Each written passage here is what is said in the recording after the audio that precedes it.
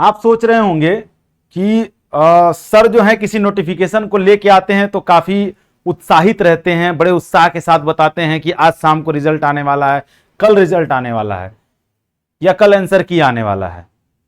मैं ये सब बातें तो कर लेता हूं बहुत उत्साह से, लेकिन आज मेरा मन बहुत व्यथित है। व्यथित होने का एक कारण है। सबसे पहले तो मैं एक छोटी सी कहानी सुनाऊंगा और इस वीडियो को लास्ट तक देखिएगा। यहां जो लिखा हुआ है थंबनेल में कि रिजल्ट में देरी तो हो रही है, लापरवाही या साजिश, मैं आपको बताऊंगा कि सच में ये एनटीए की लापरवाही है या इसके पीछे कोई बहुत बड़ा गेम चल रहा है।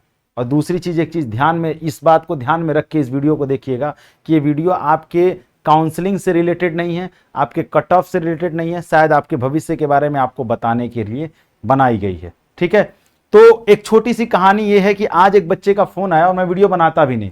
ठीक है, ये वीडियो तो नहीं बनाता क्योंकि काउंसलिंग के ही वीडियो इस समय बनाए जा रहे हैं, आपको काउंसलिंग के ही वीडियो से बारे में बात की जा रही है, कट ऑफ के बारे में बात की जा रही है, लेकिन सारी बातों का क्या ही मतलब है जब आपका एडमिशन ही ना हो पाए।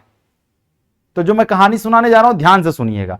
सबसे पहले तो मैं बताऊंगा, एक बच्चे का फोन आया, आज बिहार का बच्चा था और दुर्भाग्य से उसके पिताजी नहीं है इस दुनिया में।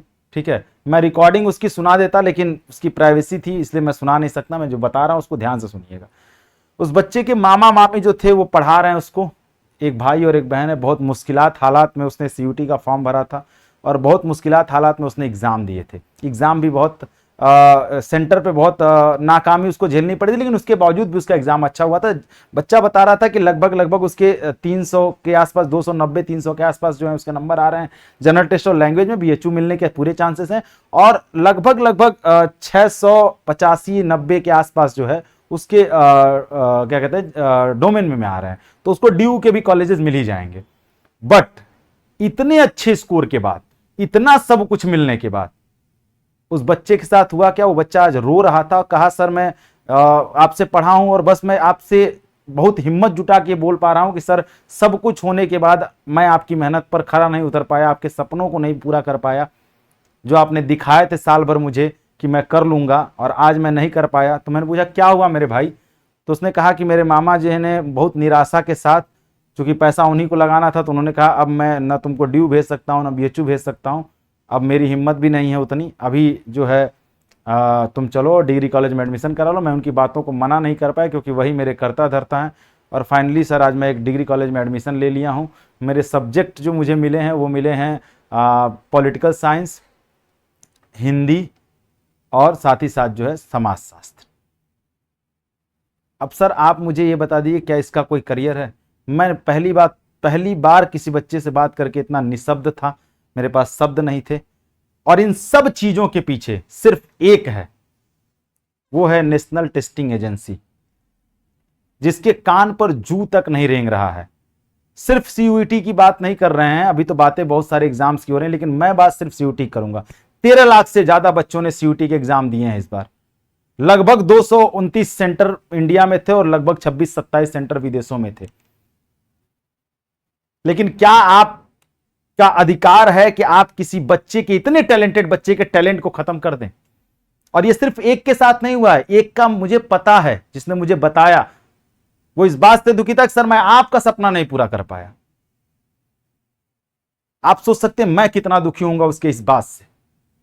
और ऐसे हजारों बच्चे घूम रहे हैं जिनके सपने टूट रहे हैं, जो डिग्री कॉलेजेस में एडमिशन लेने के लिए मजबूर हैं। तो क्या इसके पीछे कोई साजिश है? क्या ऐसा जानबूझकर किया जा रहा है क्या? मैं कुछ डेटा पे बात करूंगा, फिर आपसे थोड़ा और कहानियां बताऊंगा इसके पीछे। एग्जाम जो था 15 मई को होने वाला था, 15 मई को एग्जाम हुआ और 15 मई से लेकर के एग्जाम जो था 29 मई तक चला। क्योंकि 29 तक जाना नहीं था इसको, लेकिन 29 तक गया। जनरल टेस्ट का पेपर जो था लास्ट में, जो जीटी और इंग्लिश का पेपर जो था वो बेसिकली 29 तारीख को हुआ। 30 तारीख को इन्होंने अपने डिक्लेरेशन में दिया था, अपने नोटिफिकेशन में था कि हम 30 जून को रिजल्ट दे देंगे। नोटिफिकेशन जिस हिसाब से देते हैं उतना सिस्टमेटिक तो बाप बेटी का कार्ड भी नहीं छपवाता है शादी का, जितना सिस्टमेटिक तरीके से ये अपना जो है नोटिफिकेशन जारी करते हैं। लगता है बस एकदम धड़ल्ले से सब करा देंगे, लेकिन जब कराने की बारी आती है तो दुम दबा के बिल में घुस जाते हैं। बोलने की हिम्मत नहीं होती है, नोटिस जारी करने तक की हिम्मत नहीं होती। इन्होंने कहा 30 जून को रिजल्ट दे देंगे, लेकिन रिजल्ट का 30 जून तक कोई अता पता नहीं। 7 जुलाई को अचानक ये जो है प्रोविजनल आंसर की आपकी जारी कर देते हैं। और साथ ही साथ एक नोटिस ये भी जारी करते हैं जब दबाव बनता है कि जिन बच्चों ने 30 जून के पहले मेल दिया होगा उन बच्चों का हम री एग्जाम कराएंगे, और कब कराएंगे तो 15 से लेकर के 19 जुलाई के बीच में कराएंगे। यह भी क्लियर नहीं कि कब कराएंगे, किसका कराएंगे।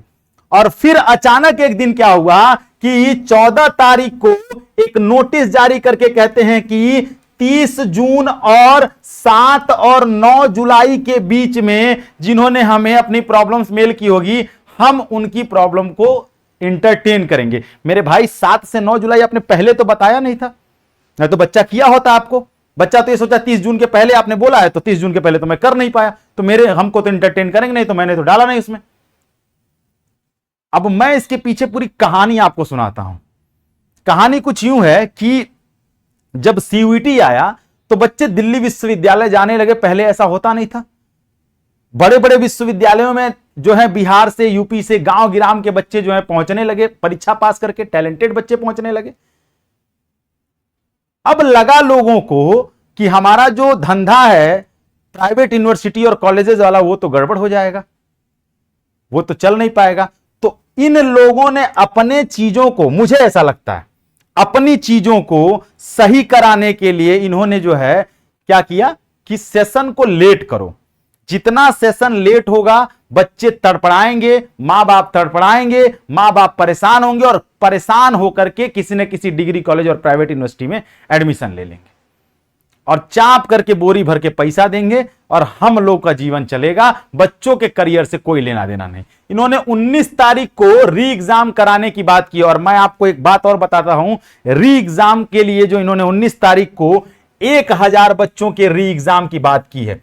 इस 1000 बच्चों में आपको एक चीज और बता देता हूं कि हजारीबाग एक जगह है, हजारीबाग एक जगह है झारखंड में। यहां पर एक ओएसएस नाम का एक सेंटर है जहां पर इस 1000 में से मीडिया रिपोर्ट के अनुसार कम से कम 250 बच्चों का सेंटर है।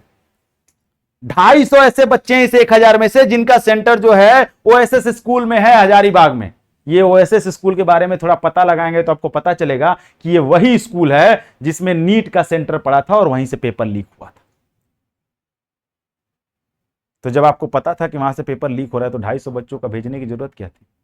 और ये जो 7 से 9 जुलाई बोले हैं, आप ईमेल जिनका आया होगा उनको कंसीडर करेंगे। किसी को पता तो नहीं है कि आपने 7 से 9 जुलाई के बीच में मांगा था, आपने तो अचानक बोल दिया। अब मान लीजिए मेरा कोई एनटीए में है और मुझे लगता है मुझे ज्यादा नंबर पाना चाहिए, तो मैंने कहा कि भाई हमको कैसे आएंगे हम, तो उन्होंने कहा ठीक है तुम 7 जुलाई को मेल कर देना, मैं कह दूंगा कि आपने 7 को किया था इसलिए मैंने आपको री एग्जाम के लिए बुलाया। ओ यहां पे हम सेंटर भेज देंगे, धड़ल्ले से नकल होगा, चाप के नंबर पाओगे। जो बच्चा नंबर पाके पीछे बैठा है 15 जून और 29 जून को एग्जाम दे करके वो दांत चेयर के बाहर हो जाएगा और आप चले जाएंगे अंदर, और आपका एडमिशन हो जाएगा मिरांडा हाउस में, आपका एडमिशन हो जाएगा हिंदू कॉलेज में, आपका एडमिशन हो जाएगा बीएचयू एफएमसी में, आपका एडमिशन हो जाएगा जेएनयू में, और बाकी बच्चे जो है देखते रह जाएंगे। फिर गांव के डिग्री कॉलेज में, घसावन राम डिग्री कॉलेज में पढ़ने के लिए मजबूर हो जाएंगे। इन सब चीजों के पीछे एक साजिश है।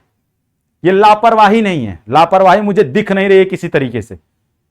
और ये मीडिया हाउस रिपोर्ट है कि 250 बच्चों का सेंटर वहीं पे है 1000 बच्चों में से, तो 1000 का वहीं डाल दिए होते जब कराना ही था। तो जब आप ही के नाना मामा मौसे के लड़के हैं तो उन्हीं का डाल दो, उन्हीं का करा दो एग्जाम।